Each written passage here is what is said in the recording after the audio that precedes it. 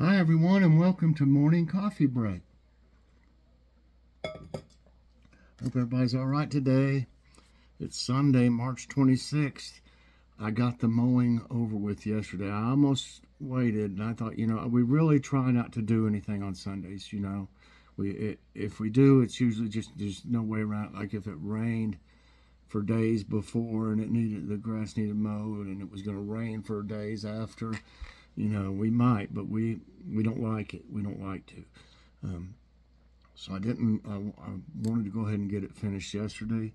It rained early, and then I had to wait for it to dry. Of course, I'm not going to get on that hill back there and it wet. It's bad enough. There's some moss on that hill, and that moss is really slick. I mean, slick.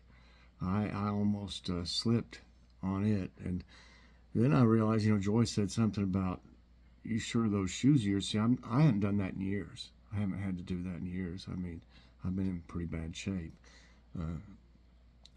health-wise and stuff, And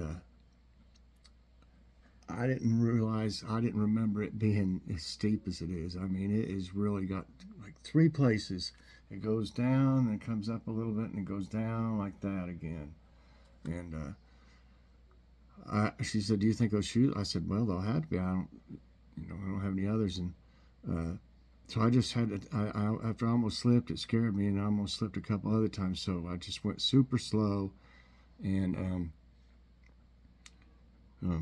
she's got me some new shoes ordered. Um, we had to charge them, but sometimes you just have to do that. We're trying not to charge anything on Amazon. We got it way up there. Never to the limit, I don't think, but then we got it paid down some, and then I had to get this mower, So, but it's really been a godsend to have Amazon sometimes because we've got some big stuff. I mean, we got a washer, we got a dehumidifier, we got a portable air conditioning unit. I got the other mower I had that was no good and blew up. Then I got this one too. So, and there's been some other few things we just had to have, But we're trying to get that paid down too. Anyway, but we don't have any other credit anywhere. No credit cards, nothing. I don't want any. We've had trouble many years ago with them. Fooey on it. But we do have an Amazon one, but we're trying to keep it down as much as possible. Okay, today's Sunday, March 26th. Currently it's 51 degrees. High today's 72. That's about right. I like it about 70, 72 degrees. Chance of rain, 11%. The wind's only at 2 miles per hour right now. Today there will be an out and about with Mike and Joy. Hadn't had one of those in a little while. We went to Mom's. She had a dessert for Joy for her birthday, and then she had a couple presents, and so she said to come over and stuff. And on the way we checked it, Redbox, and there was supposed to be a movie there. There were supposed to be 2 copies of it there, and they weren't there when we got there. So when we left, we went a different way than we normally would over to Mom's, and that showed a different area of town. Yep. So that was you'll be able to see some area you may not have seen us driving before. Last night, Joy fixed dinner, and I forget what it was called. It had a catchy name to it. Wait a minute. Hold on just a minute. Let me put something down. Okay, yeah. Joy fixed the casserole, and it's called, I didn't know the name of it, Poor Man's Husband Casserole. I think that's what she said. So I knew it had like a catchy name to it. And we used ground turkey. We've been eating I'm not supposed to eat a lot of beef. It's harder to digest. And we've been eating too much beef lately. So we had some ground turkey. And we used to never eat ground beef. We used to always eat just ground turkey or ground chicken.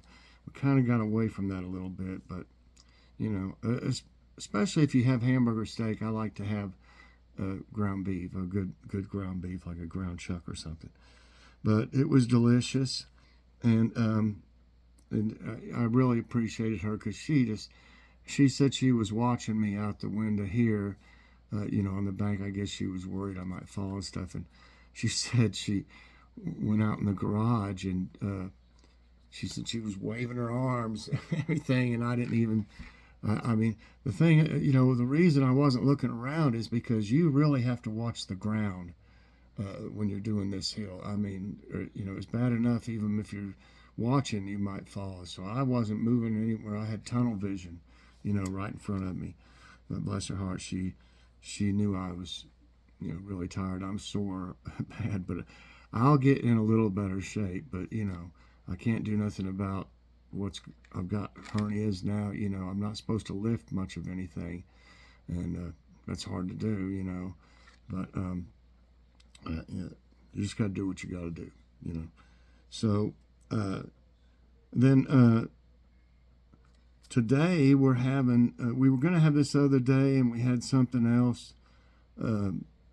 But today we're going to have the chicken and gravy, the hormel chicken and gravy.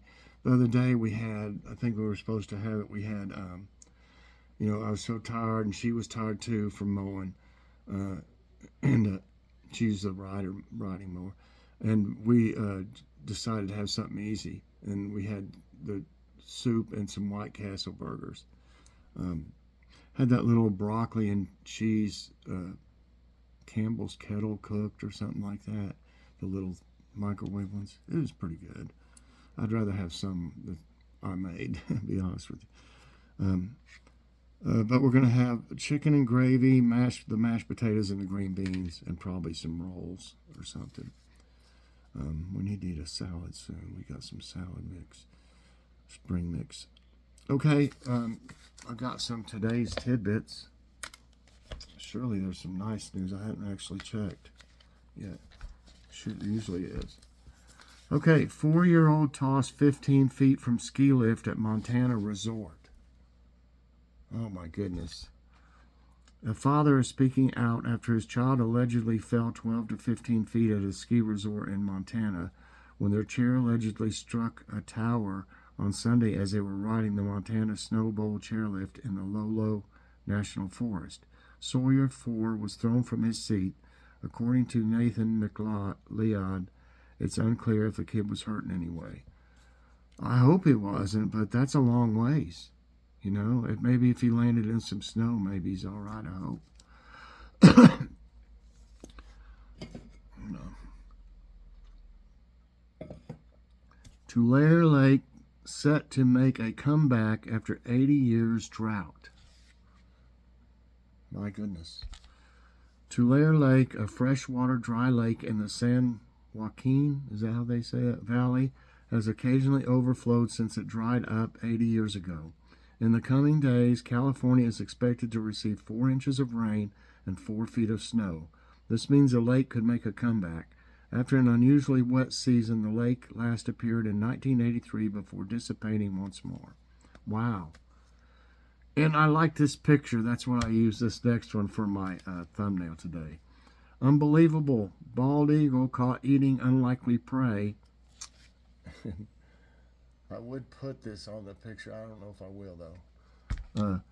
Earlier this week, wildlife photographer Doug Gemmel was out taking pictures when he noticed a bald eagle plummeting down to the ground with talons poised.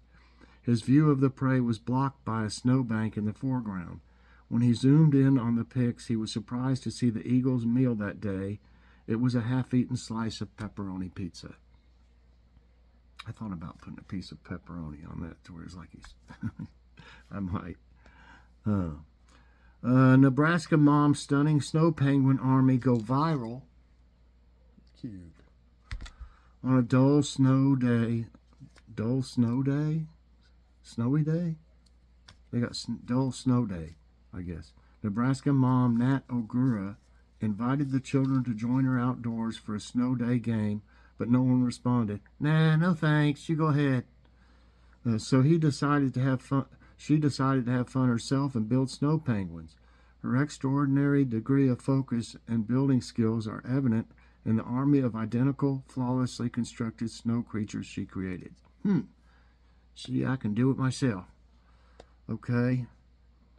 And let's see. Nope, wrong one. There it is. Oh, let's see here. Oh, okay. Here it is. Okay, let me see if I can get this. You have to click on them now to get them to come up. They must have changed their format or something. Where's the picture? It's slow. I mean, my tablet might be slow. Probably got too much stuff on it. Remnants of World War II, the history behind Britain's ghost villages that have become an accidental tourist attraction. During World War II, England was faced with an urgent need to increase training among its troops in target practice and military maneuvers. Its Ministry of Defense elected to take over a number of villages for this purpose, at the time offering residents hope that requisition would be a temporary one. Alas, promises made about an eventual return would remain unfulfilled, and a handful of those sites, including the villages of Imber, Tyneham, and Balsdean, would become ghost villages, lingering empty as an eerie remembrance of another era. For such locations that remain under the domain of the Ministry of Defense, visitors are allowed to visit for a limited number of open days per year, up to 50. As it happens, these historic abandoned villages, stranded in time, continue to draw a crowd.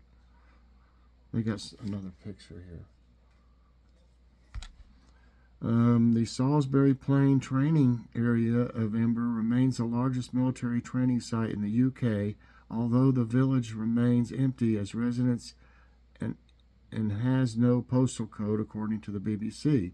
While post-war residents waged a Forever Imber campaign in an effort to have their village returned to them, and the matter was presented for consideration in the House of Lords, ultimately their pleas fell on deaf ears. There's another picture. Okay. Let's see if I got another one. Ooh, okay. Try this one if it'll. Come on. Awful slow.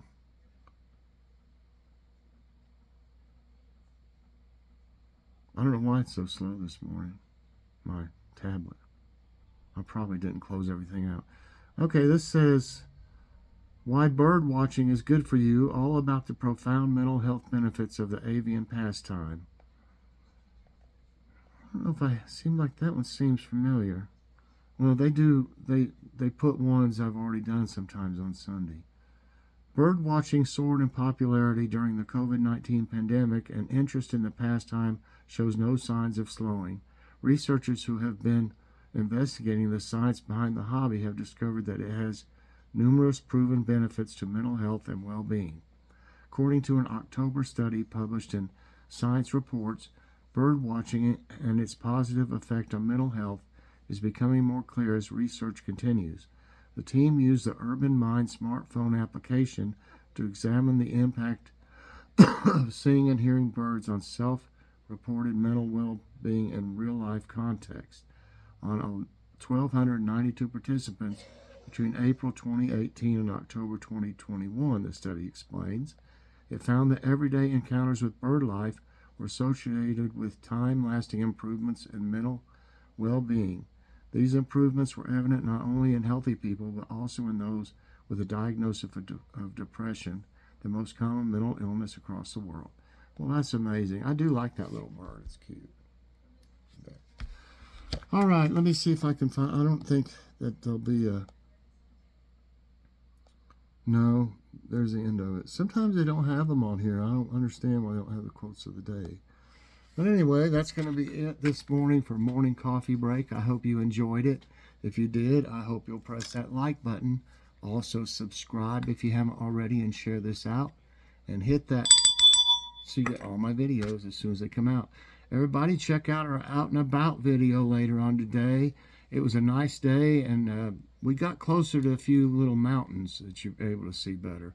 So thanks for watching, everybody. Have a great day, and God bless.